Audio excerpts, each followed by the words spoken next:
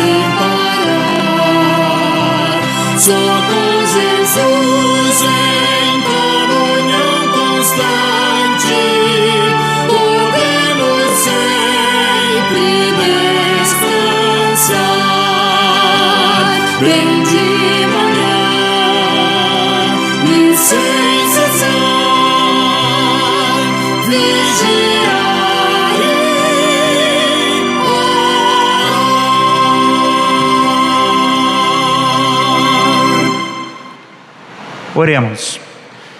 Santo e eterno Deus, te agradecemos porque temos mais esse privilégio de estarmos na tua casa, Senhor. Te agradecemos porque as tuas misericórdias se renovam a cada manhã em nossas vidas. Te agradecemos porque podemos estar aqui com saúde, Senhor. Podemos estar aqui para te adorar e te louvar, para mais um momento de estudo da Tua Palavra. Que Tu possa estar falando aos nossos corações através da ação, da instrumentalidade do Teu Santo Espírito, para o entendimento perfeito, o discernimento perfeito da Tua Palavra e assim da Tua vontade para as nossas vidas. Fica conosco, Senhor, nesta manhã, com os irmãos que estão em suas casas, nesse momento tão difícil, crítico, em que vivemos neste mundo, Senhor, desta pandemia, mas sabemos que Tu estás no controle de tudo, Tu sabes todas as coisas, e por isso nós Te agradecemos, Senhor, porque Tu és o Senhor das nossas vidas. Fala ao nosso coração nesse instante, nós choramos, Te agradecemos, em nome de Jesus, amém. Irmãos, dando continuidade aos nossos estudos, nos domingos de manhã na nossa escola dominical, a nossa revista da escola dominical, a revista Expressão, hoje é a lição de número 8. E eu queria, começando já dando introdução, perguntando a você, quando eu falo essa palavra culto, o que vem à sua mente em primeiro lugar? O que você pensa, o que o seu pensamento remete no seu entendimento, nas suas lembranças? Que conexões você faz no seu pensamento? Que lembranças fazem você visualizar alguma coisa na sua mente? E se eu fosse falar nessa noite, talvez para muitos de vocês que estão nos ouvindo, essa palavra é bem conhecida nossa. Talvez se tivéssemos algum amigo, alguma pessoa conhecida, católico, diria, culto é como se fosse a missa na nossa igreja, né? Mas talvez algumas outras pessoas falariam, culto, eu posso dizer que aquela pessoa, aquele homem, é um homem culto, né? O nosso idioma, a língua portuguesa, ela dá margem a essa duplicidade, a essa, muitas vezes, dupla entendimento e significado das palavras. Mas a nossa lição de hoje, a de número 8, diz: comunhão com Deus através do culto, conhecendo e compreendendo nossa comunhão com o Senhor em Cristo. E se nós formos procurar no dicionário, a palavra culto está ligada à religião, e nós encontramos lá alguma coisa assim: homenagem de caráter religioso ao que se considera divino ou sagrado, conjunto de atitudes e ritos pelos quais se adora uma divindade. Etimologicamente, a palavra culto tem origem no termo em latim cultus, que significa criar, construir, cultivar e zelar por algo. Então essa é a definição.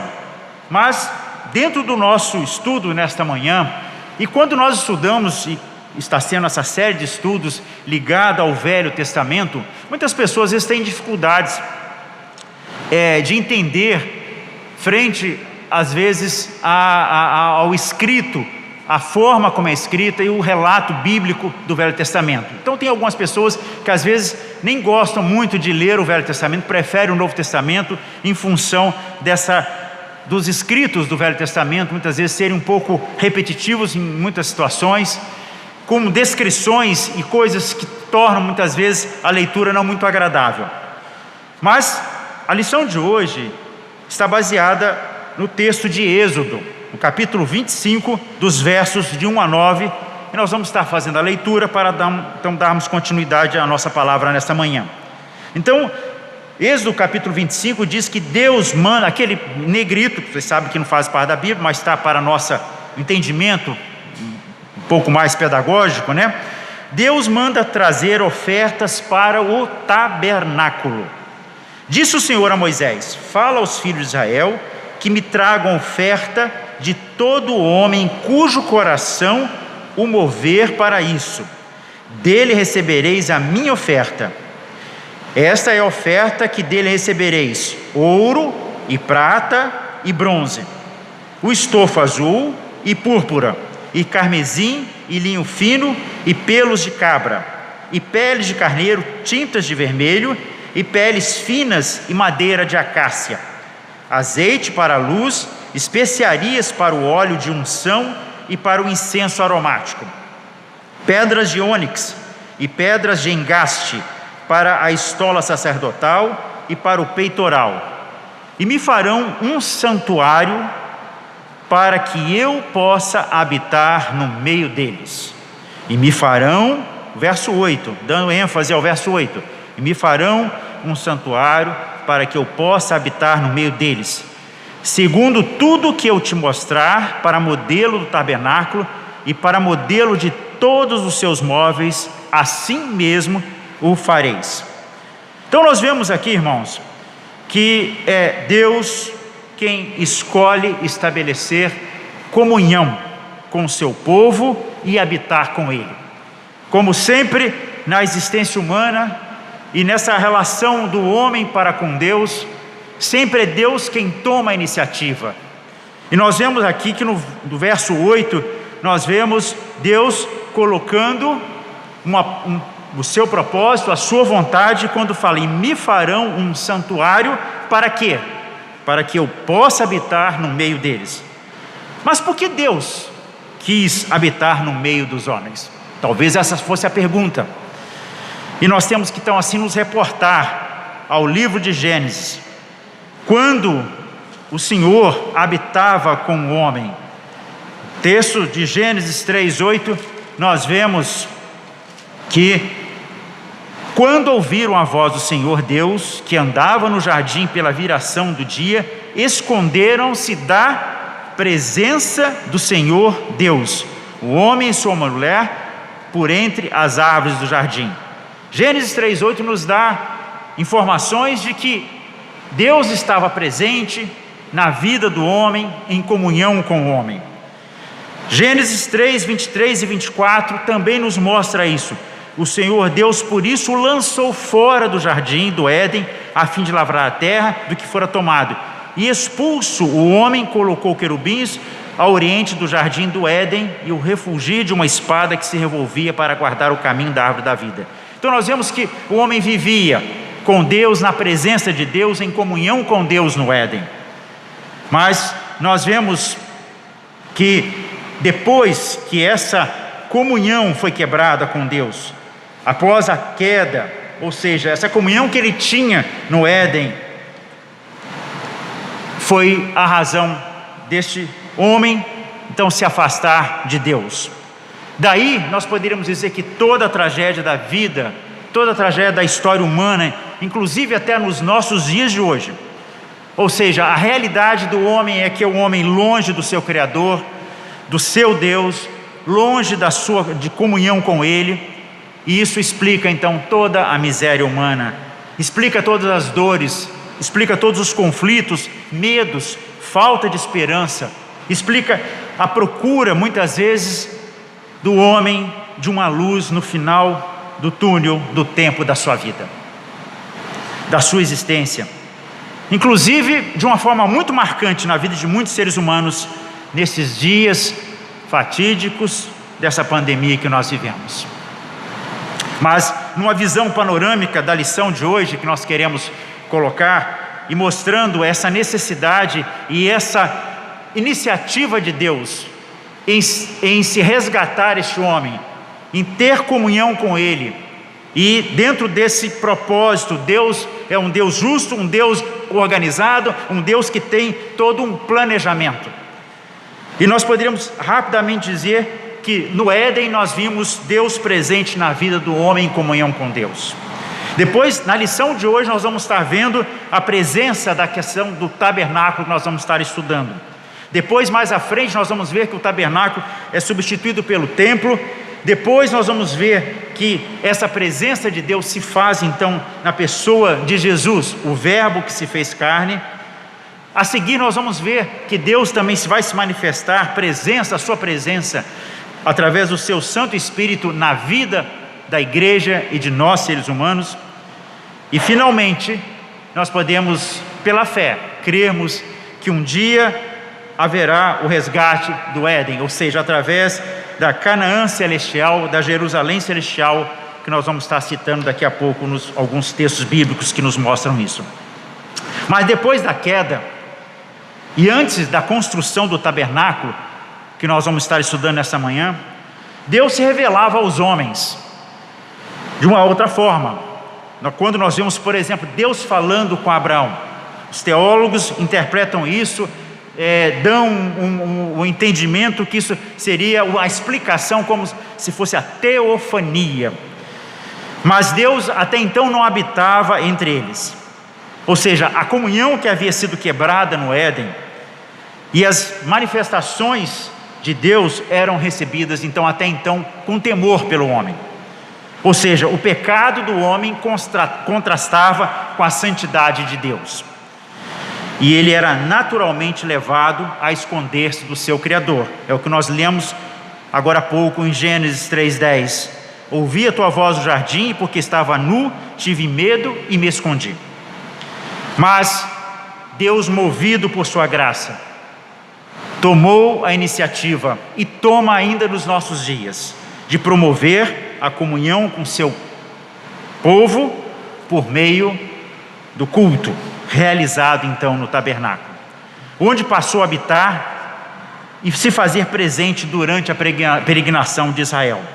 Mais tarde nós vamos ver, já em Canaã, o templo passou a cumprir esse papel antes desempenhado pelo tabernáculo. Mas esse não seria um arranjo permanente. Nós vemos se Cristo se encarnaria. João 1:14, de 1 e 14, nós podemos encontrar João 1, no verso 1, no princípio era o verbo, e o verbo estava com Deus, e o verbo era Deus. E o verso 14 nos dá conta que, e o verbo se fez carne, e habitou entre nós, cheio de graça e de verdade, e vimos a sua glória, glória como do unigênito do Pai. E depois de subir ao céu, ele enviaria o Espírito Santo para fazer da igreja o seu templo. Atos 1:8. Nós encontramos: mas recebereis poder ao descer sobre vós o Espírito Santo, e sereis minhas testemunhas, tanto em Jerusalém como em toda a Judéia e Samaria, até os confins da terra. Atos 9:31. A igreja, na verdade, tinha paz por toda a Judéia e Samaria, edificando-se, caminhando no temor do Senhor, e no conforto do Espírito Santo crescia em número. Atos 13:52. Os discípulos, porém, transbordavam de alegria e do Espírito Santo. Atos 15:8. Finalmente, Ora, Deus que conhece os corações lhe deu testemunho, concedendo o Espírito Santo a eles, como também a nós nos concedera. E, finalmente, 1 Coríntios 6:9, nós vamos encontrar: ou não sabeis que os injustos... 1 Coríntios... Ou não sabeis... Não, perdão, irmãos. Agora eu anotei, fiz uma anotação errada aqui. Daqui a pouco eu vou achar o texto que eu queria colocar. Mas eu queria dizer, irmãos, que esse é um conjunto de verdades centrais do estudo da palavra de Deus, da teologia, e compreendermos isto, estudarmos isto, ajuda a nos colocar, ou seja, o nosso relacionamento e o culto a Deus numa perspectiva correta. Nos capacita a rejeitar e refutar o ensino e as práticas, muitas vezes contemporâneas, que nós temos visto nos nossos dias, que desconsideram muitas vezes o fato de que em Cristo os objetivos do tabernáculo foram completamente cumpridos. Assim, nós precisamos compreender alguns aspectos nesse estudo desta manhã, irmãos. Compreender como as instruções para a construção do tabernáculo e para a realização dos cultos são representativas do desejo de Deus de estabelecer comunhão com o homem. Segundo, perceber como Jesus concretiza toda a glória e propósitos para o tabernáculo de Deus. Terceiro, entender como esses propósitos estão presentes no culto que hoje nós prestamos a Deus. Comprometer-se com a busca da comunhão constante do Senhor deve ser o nosso propósito. E ainda ansiarmos, desejarmos, esperarmos pelo glorioso encontro do Senhor com a sua igreja e nos prepararmos para esse dia. Com esses propósitos, então nós vimos que Deus ordenou e instruiu a construção do tabernáculo. E estabeleceu o culto que lhe seria prestado. E a partir de tipos e símbolos e sombras, ele apontou e apontava para a vinda de Cristo e do Espírito Santo. de quem somos templo permanente. E aí a lição de hoje diz, e nós vemos aqui no texto de Êxodo 24:8, então tomou Moisés aquele sangue e aspergiu sobre o povo e disse: eis aqui o sangue da aliança que o Senhor fez convosco a respeito de todas essas palavras. Então, após o recebimento da lei e a celebração da aliança com Israel, o Senhor determinou uma forma de praticar e promover comunhão entre as partes, entre Deus e o homem. As orientações para isso foram reveladas nas instruções para a construção do tabernáculo e para a realização do culto. Esse é um tema pouco abordado em nossos dias, especialmente porque seus objetivos foram cumpridos na pessoa de Cristo. Então é um conhecimento que nós precisamos ter, até porque nós temos estudado, temos falado aqui como que todo o Velho Testamento aponta para a vida, o ministério e a obra de Cristo nas nossas vidas. E agora, irmãos, nós vamos estar entrando numa parte do estudo da lição que talvez nós vamos procurar dentro de uma forma ser mais leve possível, mas ela vai estar mostrando alguns aspectos desse propósito, desse planejamento que Deus fez, dessas ordenanças que Deus fez ao homem, de uma forma detalhada. Então pode ser que talvez torne um pouquinho para você enfadonho do ponto de vista de estudo.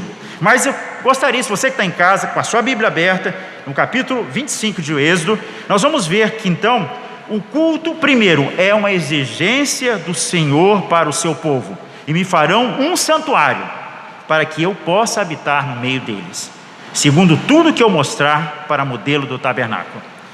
A construção do tabernáculo não foi, primeiro, uma iniciativa de Moisés, nem uma ideia do povo. Ou seja, Deus deu a ordem para que construíssem um santuário que fosse a sua habitação no meio deles. Pela primeira vez, vemos que é vontade de Deus habitar entre seu povo. Além das manifestações extraordinárias que nós vemos que Deus, durante a caminhada, durante a jornada do povo, nas nuvens, na coluna de fogo, bem como no centro do arraial de Israel, nós vemos que ali foi colocada uma tenda que demonstraria a presença de Deus. Essa construção deveria refletir o quê? A glória divina. Por isso deveria ser construída de acordo com o modelo que foi mostrado a Moisés, no alto do monte. Os materiais da construção e os objetos construídos também deveriam atender a esse critério e foram especificados por Deus. São mencionados metais, pedras preciosas, tecidos finos, óleos, perfumes especiais. Todas essas coisas impressionam os nossos sentidos, ainda que estejam aquém da exuberante majestade da glória de Deus. E aqui, irmãos, quando nós vamos estar lendo o texto bíblico que nós estudamos e começamos a imaginar todo esse material, e é claro, a nossa mente, ela tem essa facilidade, já tenho falado muito sobre isso, né? Quando a gente diz uma palavra, pensamos, imaginamos. Então, quando nós imaginamos todas essas coisas aqui, podemos ter uma ideia, talvez, na nossa mente, de como seria talvez o tabernáculo. Aquela tenda deveria ser construída através de quê e por quem? Com ofertas trazidas pelo povo. Deus as requeria, mas elas deveriam ser entregues voluntariamente. Deveriam ser manifestação de corações desejosos de adorar a Deus e de ter comunhão com Ele. É impressionante ver então, irmãos, que o povo levou ofertas de tão grande quantidade, que Moisés precisou pedir que parassem de levá-las. Êxodo 36, 5 e 7 nos relata este fato. Ou seja, houve uma grande quantidade, o povo se comoveu, foi tocado no coração para que pudesse estar realizando aquele propósito, aquela ordenança de Deus. E quando nós estudamos o tabernáculo, devemos fazer uma relação com o Evangelho de João, que diz: o verbo se fez carne e habitou entre nós, cheio de graça e de verdade, vindo da sua glória como a unigênito do Pai. Jesus é a efetiva habitação de Deus entre nós, e em sua encarnação o propósito do tabernáculo se realiza plenamente. Colossenses 1:15 nos mostra essa realidade.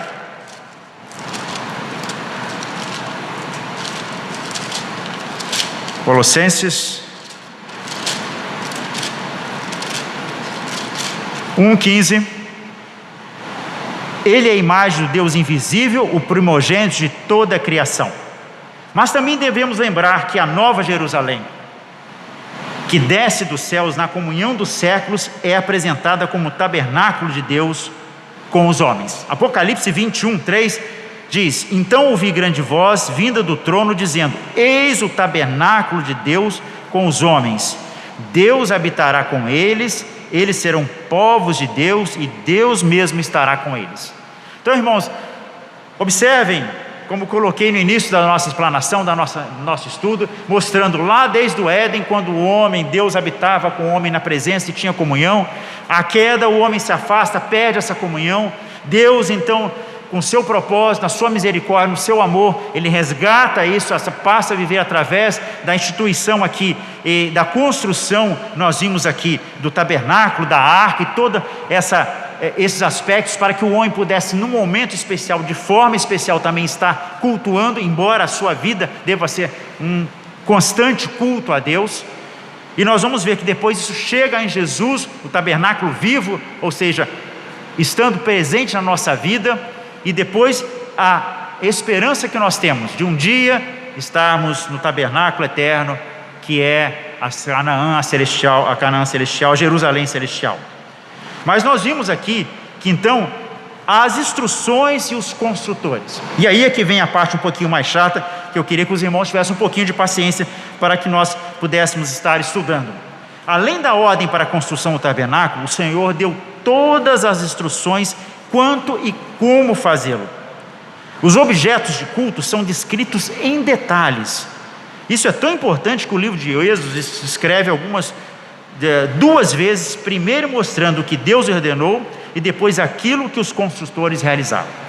Então, se vocês estão com a Bíblia aberta, nós vamos ver a partir do verso 10, verso 17, nós vamos ver então a descrição, ou seja, da arca e o propiciatório. Verso 10, a arca, do verso 17 em diante, o propiciatório. O que são esses elementos? Esses são os principais objetos do tabernáculo. Ficavam no lugar mais interno do tabernáculo, chamado Santo dos Santos. São palavras incomuns, mas sua compreensão é simples. O termo arca se refere a uma caixa, e o termo propiciatório à sua tampa. A caixa foi destinada a receber o quê? As tábuas de pedra onde estavam escritos os 10 mandamentos, uma porção do maná e, posteriormente, o cajado de Arão, que floresceu para confirmar sua eleição como sumo sacerdote. Isso nós vemos inclusive depois constando em Hebreus 9:4, nós vemos também essa referência. Por isso também foi chamada de Arca do Testemunho, pois guardava os dons preciosos de Deus para o seu povo, a lei, o sustento e o sacerdócio. Já o termo propiciatório tem origem em seu significado teológico, ou seja, o termo hebraico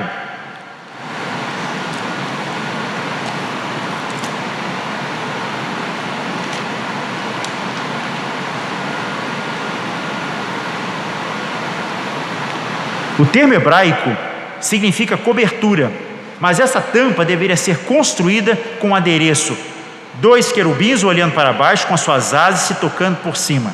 O Senhor afirmou que se manifestaria ali acima dos querubins, que aquele lugar seria o trono de Deus. Nessa superfície era aspergido o sangue no dia da expiação, que era chamado de propiciação. Levítico, nós vamos encontrar todo esse relato no livro de Levítico. Por isso o termo propiciatório, ali os pecados do povo eram espiritualmente cobertos e o perdão era concedido ao povo de Deus. Depois nós vamos ver a mesa dos versos 23 ainda do capítulo 25 de Êxodo, falando sobre a mesa, o candelabro e o altar do incenso. O que nós encontramos lá do capítulo verso 23 em diante? Aí dentro do tabernáculo, num lugar chamado Santo, ficavam outros 3 utensílios. Do lado direito, uma mesa com pães, do lado esquerdo, um candelabro, e à frente, junto à cortina que separava o Santo dos Santos, um altar para a queima dos incensos. A mesa deveria ficar sempre posta com pratos, pães e taças, e o candelabro sempre aceso para iluminar o local. É como se Deus sempre estivesse pronto para receber visitas. Aliás, isso aconteceu quando Davi fugiu de Saul. Nós vimos que Davi chegou lá, comeu os pães, porque ele tinha fome da proposição com seus homens. O altar do incenso também deveria perfumar continuamente o local. Aquele incenso aromático tinha uma composição que não poderia ser usada em nenhum outro lugar. Observe então os detalhes, como Deus é detalhista, ou seja, quando se trata da sua glória. Isso fazia com que o tabernáculo tivesse um cheiro peculiar e característico. E aí, dando continuidade, ainda nessa descrição, nós vamos então falar sobre o altar e a bacia de bronze. Na parte externa, o altar de bronze era destinado a receber os sacrifícios e as ofertas do povo. Ele era o limite de acesso ao povo. O fogo desse altar também deveria estar sempre aceso e, obrigatoriamente, os holocaustos deveriam ser oferecidos pela manhã e no fim da tarde. As brasas desse altar eram usadas para suprir o altar do incenso. O último móvel era a bacia de bronze, que curiosamente é pouco detalhado. Não temos informação sobre sua forma ou dimensão, mas sabemos que servia para que os sacerdotes lavassem as mãos e os pés antes de entrarem no santo lugar. Ela servia então como instrumento de purificação. Mas nós vemos, irmãos, que cada um desses móveis, de algum modo, apontava para Cristo. Daí, talvez, o intuito da lição hoje, ser um pouco, talvez, enfadonha, pela descrição desses elementos, mas o que nós queremos trazer à luz, à consciência, para tornar essa leitura, esse entendimento da palavra de Deus e o que descreve com relação a essa ordenança que Deus queria através de estar no meio do seu povo, estar presente na vida dele. E com esses detalhes, nós vemos que cada um desses móveis de algum modo apontava para Cristo. Vemos Jesus inclusive fazer referências a eles durante o seu ministério.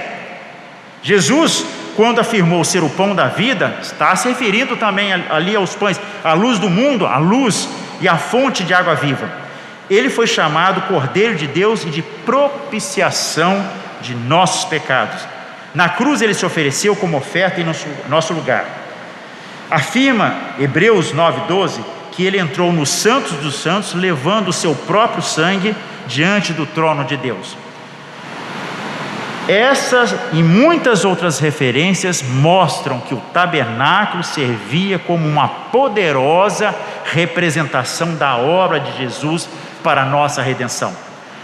Ele criava os elementos teológicos que davam maior compreensão e clareza ao plano da redenção. Nós vamos estar vendo um pouquinho mais à frente alguns detalhes com relação a isso, inclusive esse derramamento de sangue como propiciação dos pecados. Mas ainda falando um pouquinho sobre os construtores. Quem foram os construtores? Bezalel e Aholiabe foram nominalmente chamados por Deus e receberam a capacitação do Espírito Santo para executar a obra, não somente com arte, mas também com fidelidade. Uniram-se a ele todos os homens a quem o Senhor dera habilidade e inteligência para saberem fazer toda a obra para o serviço do santuário, segundo tudo o que o Senhor lhes havia ordenado. Está lá descrito em Êxodo 36:1. O chamado e a capacitação tão divina, irmãos, são elementos fundamentais para todos aqueles que realizam a sua obra, especialmente aqueles ligados à preparação e à realização do culto ao Senhor. Isso aí fica como, inclusive, para nós uma lição, fica como um estímulo para nós, que de alguma forma estamos na casa de Deus, estamos todos nós que temos muitas vezes a função de estarmos lendo a palavra, cantando, orando, seja o que for, temos que ter essa ideia que nós somos capacitados. Isso, essa capacitação é fundamental na obra e no culto ao Senhor. Aqui nós devemos lembrar que quando Davi, por exemplo, propôs construir o templo em Jerusalém, Deus não permitiu e prometeu que um descendente dele edificaria ao Senhor. Assim, o próprio Jesus afirmou ser o responsável pela edificação da igreja e que prepararia lugar para o seu discípulo, seu Pai. Então nós vemos que a edificação da igreja é feita por Jesus e como enviado e capacitado pelo Senhor, e por todos aqueles que pela graça de Deus unem-se a Ele na edificação do povo de Deus. Mas e os participantes do culto? Com as instruções para a construção do tabernáculo, o Senhor designou quem? Arão e seus filhos para oficiarem como sacerdotes. Então, se nós continuarmos no relato bíblico aqui, já nos versos dos capítulos 26, 27, que nós vamos estar vendo aqui, nós vamos ver, chegando no final do capítulo 27, e no início já do capítulo 28, quando Deus escolhe Arão e seus filhos para sacerdotes. Para isso eles deveriam ser especialmente vestidos para glória e ornamento. Essas vestes sagradas eram feitas de tecidos finos, e aí vem toda uma descrição com relação às vestes, pedras e metais preciosos. Em seus ombros havia 2 pedras de ônix, e o autor da lição vai comentando e colocando o que está no texto bíblico, que vocês depois podem ler com mais calma em suas casas. Eles eram identificados como representantes do povo diante de Deus, ou seja, Arão e seus filhos. Eles seriam responsáveis por receber os sacrifícios e ofertas do povo e colocá-los sobre o altar de acordo com as prescrições divinas.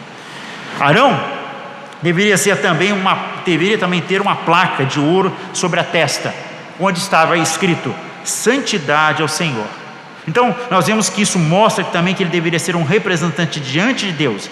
Além de receber os sacrifícios e ofertas em nome do Senhor, ele e seus filhos foram separados para ensinar a lei do Senhor ao povo.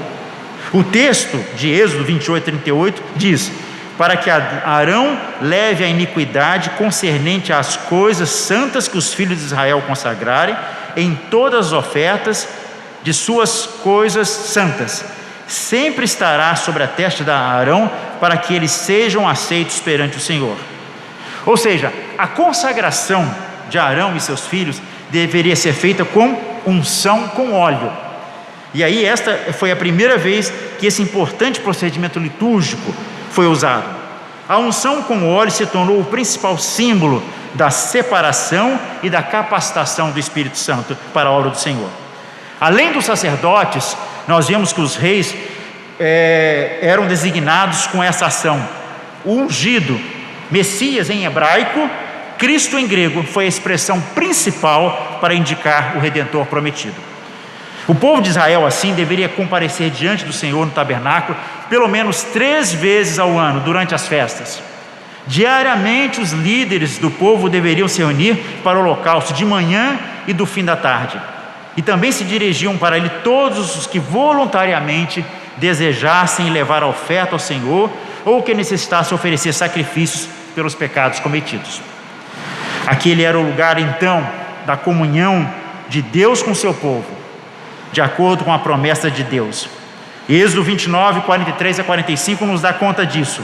Ali virei aos filhos de Israel, para que por minha glória sejam santificados, e consagrarei a tenda da congregação e o altar. Também santificarei Arão e seus filhos, para que me oficiem como sacerdotes, e habitarei no meio dos filhos de Israel, e serei o seu Deus. E agora, irmãos, falando um pouquinho ainda sobre os elementos do culto, O culto em Israel ocorria de um modo muito diferente daquele que nós praticamos hoje. E é interessante quando a gente vai e nós introduzimos falando que também essa era a forma de cultuar, de estar em comunhão com Deus. Nós, quando pensamos em culto, e dentro da nossa cultura e do jeito que nós temos o nosso culto público, da comunidade, da igreja, é difícil às vezes a gente até fazer uma relação com esse culto aqui dentro dessa ministração, dentro desse propósito, dentro dessa orientação e dessa ordenança de Deus. Mas nós vemos que havia alguns aspectos importantes, ou seja, ele era composto basicamente de recebimento e consagração de ofertas. Uma breve descrição dos tipos de sacrifício nos dará então compreensão do que era feito e quais eram os propósitos deles. Então nós vamos ver primeiro, holocausto. Levítico 1, de 1 a 17, nos dá a descrição dessa parte do culto em que fala: o principal e fundamental sacrifício era o holocausto. O termo significa tudo queimado. Simbolizava a total consagração do ofertante ao Senhor. Ele era oferecido em diferentes situações, podia ser oferecido por toda a congregação, pelos sacerdotes ou por um indivíduo ou família. O animal oferecido dependia das condições financeiras do ofertante. Poderia ser um novilho, um carneiro, um cabrito ou uma pomba. Inclusive, a pomba, essa foi a oferta dos pais de Jesus em seu nascimento. Então, o culto era assim, era a oferta, né? Era o sacrifício de animais, o holocausto. A segunda ato que havia no culto era o que? As ofertas de manjares. Isso está descrito lá em Levítico 2, de 1 a 16. A oferta de manjares e de alimentos era preparada com farinha, e aí ele vem explicando, né, detalhadamente, com grãos esmagados, azeite, incenso, e não podia ter fermento ou mel, e deveria ser sempre temperada com sal. E aí nessa oferta, uma parte era colocada sobre o altar, e o restante era dado ao sacerdote e sua família. Ela expressava o desejo de contribuir para a subsistência dos servos do Senhor, e pode ser comparada ao sustento dos pastores e missionários. Então veja bem, embora essa liturgia cultica que nós vemos aqui não se pareça praticamente em nada com os nossos dias, até porque nós estamos vivendo aqui no Velho Testamento, e nós estamos hoje sobre a graça, sobre a vinda de Jesus, mas ali já apontava para essas questões muito importantes da vida da igreja e no seu culto que ele presta ao nosso Deus. Depois nós vamos ver aqui também os sacrifícios pacíficos, Levíticos de 3, de 1 a 17. Os sacrifícios pacíficos poderiam ser oferecidos como oferta de ações de graça ou oferta voluntária. Poderia ser um novilho, carneiro ou cabra. Deveria ser oferecido como um bolo. Toda a gordura era queimada, o restante deveria ser comido pelo sacerdote, pelo ofertante e seus parentes. Era uma refeição comunitária similar à Santa Ceia. Então observem que de alguma forma representa o culto de hoje, só que uma forma que talvez para nós, né, aqui, essa de comer, de gordura queimada, e enfim, tudo isso nos causa, se a gente começar a imaginar como ocorria o culto de acordo com o que Deus estabelecera naquele momento na vida do seu povo. E finalmente nós temos os sacrifícios pelo pecado ou culpa. Levítico 4, de 1, 6 e 7, nos dá informações sobre isso. Levítico traz também uma série de sacrifícios por diversos tipos de pecados. Ele serviu como uma forma de confissão. Então aí, nesse momento, confissão de pecados. É interessante observar que o tratamento diferente em cada situação ou pessoa. Pecados voluntários ou involuntários tinham diferentes requisitos, e até mesmo pecados cometidos por ignorância deveriam ser expiados. Por se tratarem de sacrifício pelo pecado, todas as ofertas requeriam animais.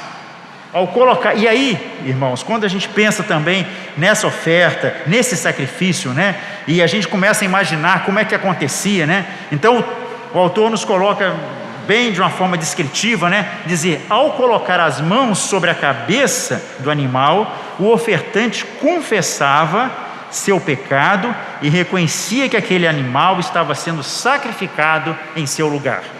Eu, quando estava estudando essa lição, fiquei imaginando, né, uma ovelha, bem tenra, né, bem novinha, talvez todo bicho, todo filhote, né, a gente acha bonito, né, hoje na nossa sociedade, quem cria cães, por exemplo, mas todos os animais de uma forma, filhotes, pequenos, tenros, eles nos inspiram um tipo de apreciação, de carinho, etc.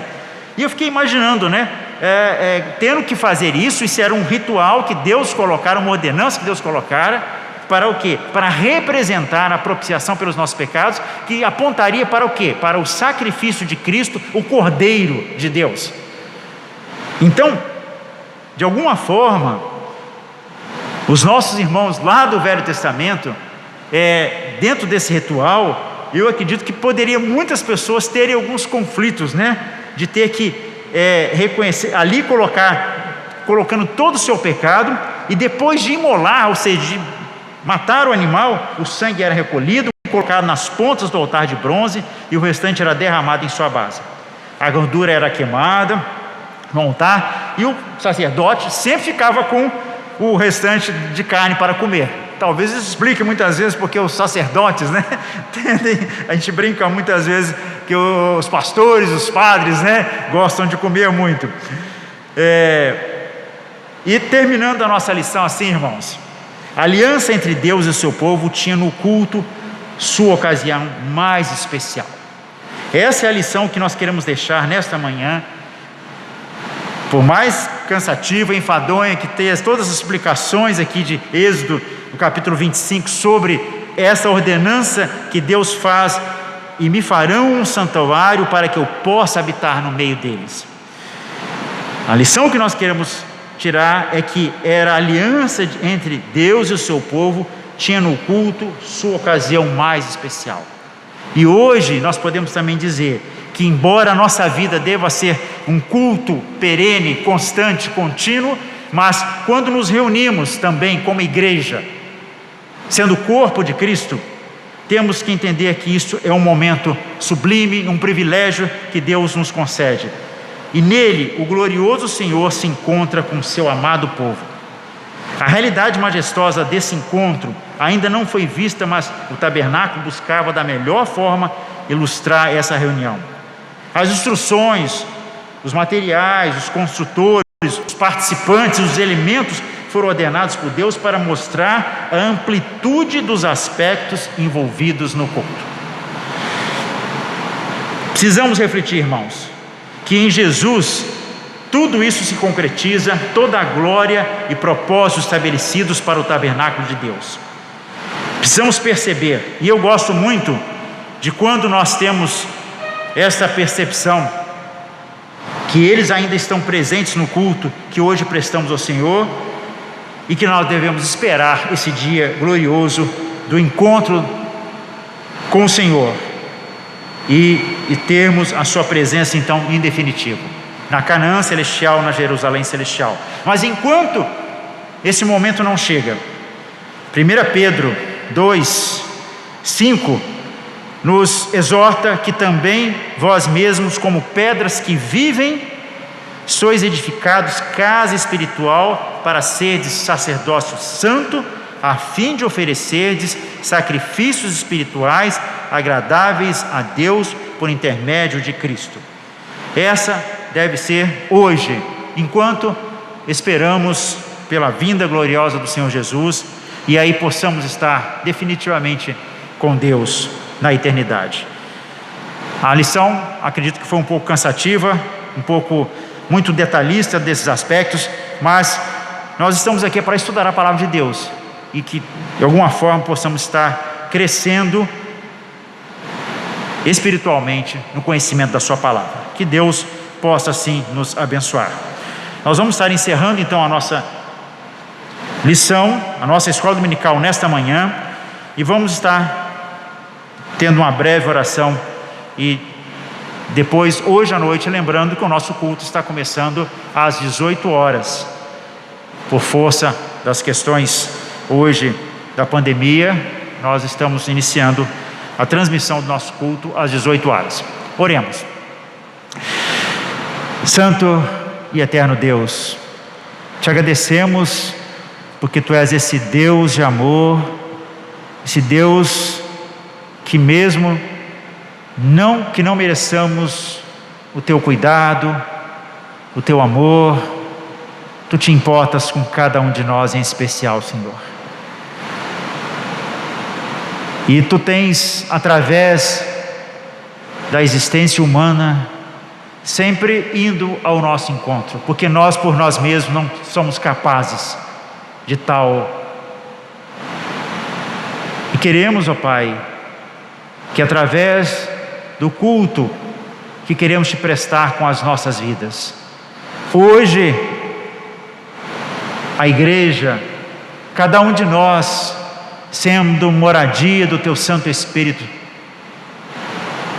que possamos Te honrar com esta bênção, com esse privilégio de hoje podermos sermos pedras vivas que possam estar casas espirituais, Senhor, a testemunhar que Teu Filho é a única verdade, o único caminho e a vida para todo o ser humano. Que possamos, ó Pai, com as nossas vidas pregarmos isto, sermos testemunhas vivas desta realidade da existência humana. Fica conosco no dia de hoje ainda, que possamos, nesse dia em que separamos para Te adorar, Te louvar, que possamos mais à noite também estarmos aprendendo mais a Tua palavra, Te adorando. Nós choramos, Te agradecemos, em nome de Jesus, amém.